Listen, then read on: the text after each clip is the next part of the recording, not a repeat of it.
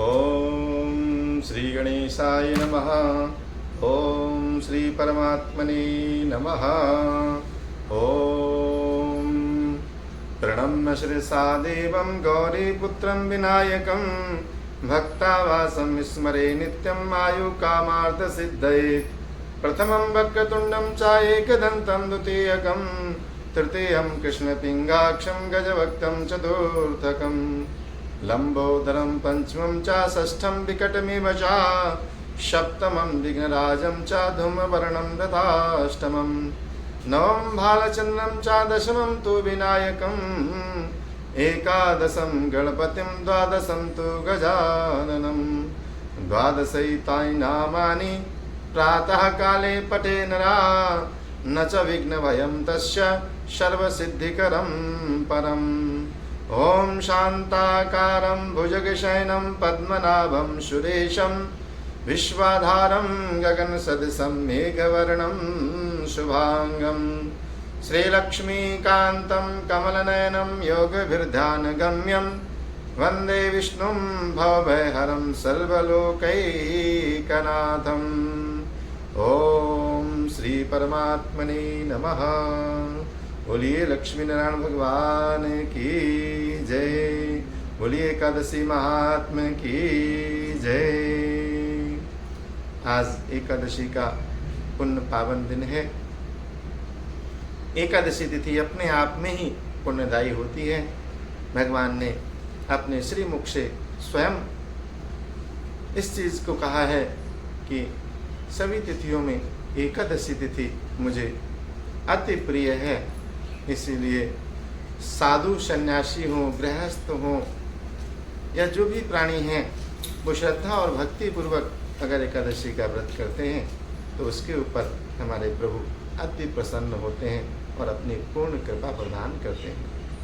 इसलिए एकादशी का व्रत पूरी श्रद्धा भक्ति के साथ करते हुए भगवान का गुणगान और कीर्तन करना चाहिए, जिससे भगवान का सानिध्य हमें प्राप्त हो सके। एकादशी की कथाओं को श्रवण करते हुए प्रभु के श्री चरणों में आनंद मग्न होते हुए धर्मराज युधिष्ठिर अपनी जिज्ञासा प्रकट करते हुए भगवान से कहते हैं कि प्रभु, आपने हमें जो कथाएं सुनाई हैं उनसे हमें अति आनंद प्राप्त हुआ है। आपके श्री चरणों में हमारी श्रद्धा और भक्ति और अनवरत रूप से बढ़ी है। अब कृपा करके आप हमें आषाढ़ कृष्ण पक्ष की एकादशी का महात्म्य सुनाइए। धर्मराज की इतनी भावपूर्ण वाणी को सुनकर भगवान प्रसन्न होते हैं और भगवान कहते हैं कि हे दुष्टर, अगर सुनने वाले व्यक्ति के अंदर भगवान के प्रति अनुराग हो तो सुनाने वाले व्यक्ति को अति आनंद होता है। तुमने जिस भाव से प्रश्न किया है, अब मैं तुम्हें आषाढ़ मास के कृष्ण पक्ष की एकादशी का महात्म्य सुनाता हूँ, ध्यान पूर्वक सुनो। कहते हैं एकादशी के महात्म्य, विधि और विधान आदि को जो व्यक्ति यथाशक्ति और यथा भक्ति पूर्वक निभाता है उसको एकादशी का पूर्ण फल प्राप्त होता है। हे राजन, आषाढ़ मास के कृष्ण पक्ष की एकादशी का नाम योगिनी एकादशी है। समस्त पापों को क्षय करने वाला और इस लोक में सभी प्रकार के सुख प्रदान करने वाला और अंत में मोक्ष को देने वाला यह एकादशी का व्रत सभी प्रकार से मनुष्य के लिए हितकारी है। कहते हैं इस व्रत को करने के लिए देवता भी आतुर रहते हैं। देवता भी एकादशी का व्रत करके भगवान का सानिध्य प्राप्त करते हैं। पुराणों में वर्णित एक कथा है, मैं आपको सुनाता हूँ, आप ध्यान पूर्वक सुनिए। स्वर्गलोक में इंद्र की अलकापुरी नामक अत्यंत भव्य और रमणीय नगरी है। इसमें यक्षों का राजा कुबेर एक भव्य भवन में निवास करते हैं। कुबेर प्रबल शिव भक्त हैं और प्रतिदिन प्रातःकाल शिव जी की पूजा आराधना बड़ी ही श्रद्धा भक्ति पूर्वक करते हैं। ऐसे तो सभी लोग अपने अपने आधार पर भगवान की पूजा आराधना किया करते हैं, लेकिन स्वतः धीरे धीरे कुछ लोगों के अंदर भगवान के प्रति इतना भक्ति अंदर से होती है कि वो प्रातः काल ही उठ के भगवान की बड़े भाव से सेवा करते हैं। ऐसे ही कुबेर भी भगवान की बड़ी भाव से सेवा पूजा किया करते थे। उनका एक हेम नामक माली था जो प्रतिदिन उनके लिए फूल लाया करता था। हेम माली की पत्नी का नाम विशालाक्षी था। अप्सराओं के समान वह सुंदर थी और अत्यंत गुणवती थी तथा बड़ी पतिव्रता भी थी। हेममाली की पत्नी विशालाक्षी हेममाली अर्धरात्रि में फूल लेने के लिए मान सरोवर के लिए चला जाता था। मान सरोवर से फूल लेके आया करता था शिव जी की पूजा के लिए। एक दिन की बात है कि वो रात्रि में उठा और भगवान के लिए पुष्प लेने के लिए चल पड़ता है, और जब वह फूल लेकर लौटता है तो उसे थोड़ा विलंब हो जाता है। विलंब क्यों हो जाता है कि जब वो वापस आता है तो उसे अपनी पत्नी की याद आ जाती है, और जब उसे अपनी पत्नी की याद आ जाती है तो वो रुक जाता है और रुक के पुनः अपने घर चला जाता है, और घर जाकर अपनी पत्नी के साथ हास्य विनोद में मग्न हो जाता है। वह भूल जाता है कि मुझे ये पुष्प भगवान की सेवा पूजा के लिए कुबेर के यहाँ पहुँचाने। कहते हैं साधना करने के लिए तो सारा जीवन है, लेकिन साधना बिगाड़ने के लिए एक पल बहुत होता है। इसलिए हर साधक को चाहिए कि निरंतर अपनी साधना को अनवरत रूप से करे, कोई ऐसा कार्य न करे जिससे वो पाप का भागी बने। वह माली प्रतिदिन भगवान की पूजा में फूल पहुंचाया करता था, लेकिन एक दिन उसने अपनी पत्नी के याद में हास्य विनोद में भगवान की सेवा में पुष्प समय से नहीं पहुंचाए। जब दोपहर तक कुबेर के पास वह पूजा के लिए फूल लेकर नहीं पहुंचा तो कुबेर ने अपने सेवकों को बोला कि जाओ पता करो कि ये माली अभी तक क्यों नहीं आया। सेवकों ने राजा कुबेर को आकर बताया कि वह पापी तो काम के वशीभूत होकर अपनी स्त्री के साथ हास्य विनोद तथा रमण करने में लगा हुआ है। यह सुनकर कुबेर क्रोधित हो जाते हैं और हेममाली को बुलाकर लाने की आज्ञा देते हैं। हेममाली भय से कांपता हुआ कुबेर के सामने उपस्थित हुआ। उसे देखकर क्रोध के मारे कुबेर के नेत्र लाल हो गए और फिर वह कहने लगे, अरे पापी, नीच, कामी, तूने मेरे पूजनीय ईश्वर के भी ईश्वर श्री महादेव का अनादर कर दिया है। इसलिए मैं तुझे श्राप देता हूं कि तू स्त्री का वियोग सहेगा और मृत्युलोक में जाकर कोढ़ी होगा। कुबेर के शाप के कारण वह माली स्वर्ग से पृथ्वी पर जा गिरा और उसी क्षण कोढ़ी हो गया। मृत्युलोक में आकर हेममाली ने घोर संकट भोगे,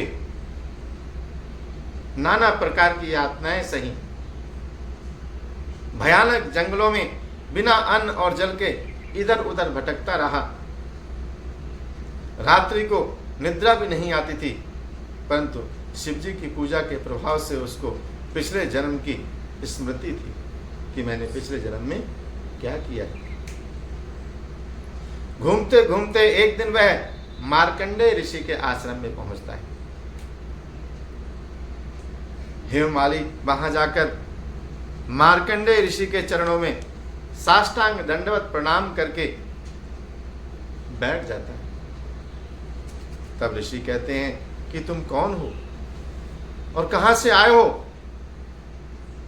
और तुम्हारी ये क्या दुर्दशा हो गई है, तुमने ऐसा कौन सा कर्म किया है जिससे तुम्हारी ये गति हो रही। हेममाली कहता है, हे मुनि, मैं कुबेर का सेवक हूं। मैं राजा की पूजा के लिए प्रतिदिन पुष्प लाया करता था। एक दिन अपनी स्त्री के साथ विहार करते करते मुझे देर हो गई। मैं दोपहर तक पुष्प लेकर नहीं पहुंचा तो उन्होंने मुझको श्राप दिया कि तू अपनी स्त्री का वियोग सहते हुए मृत्यु लोक में जाकर कोढ़ी हो जाएगा और नाना प्रकार के दुख भोगेगा।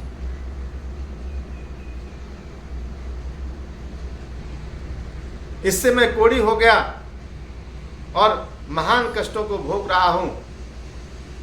अब अगर आप कोई ऐसा उपाय बताएं जिससे मैं इस परेशानी से निकल सकूं तो आपकी बड़ी कृपा होगी।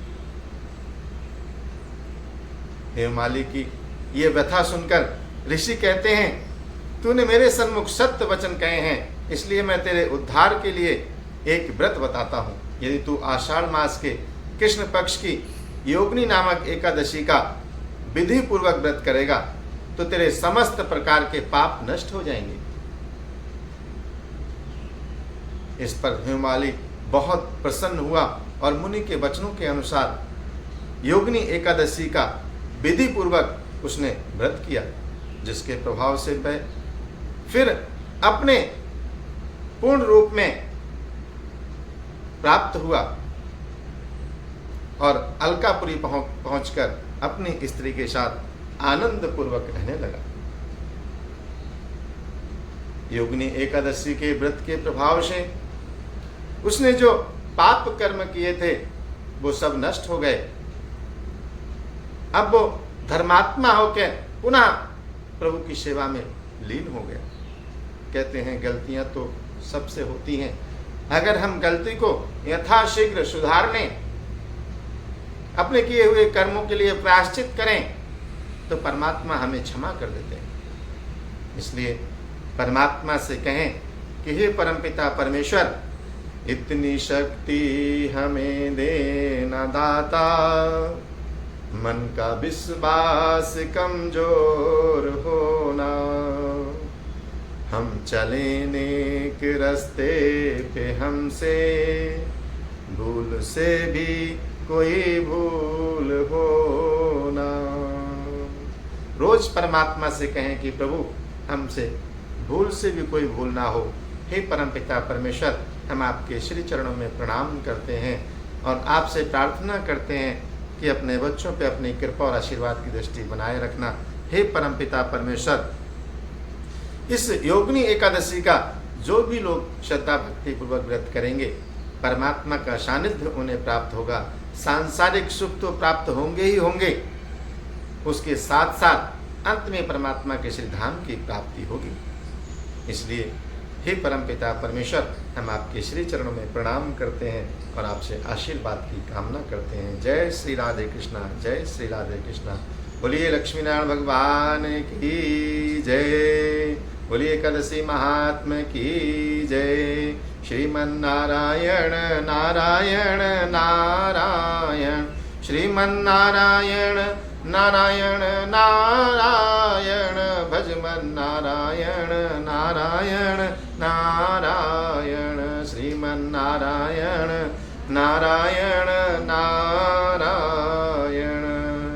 ओम श्रीमन्नारायणाय नमो नमः।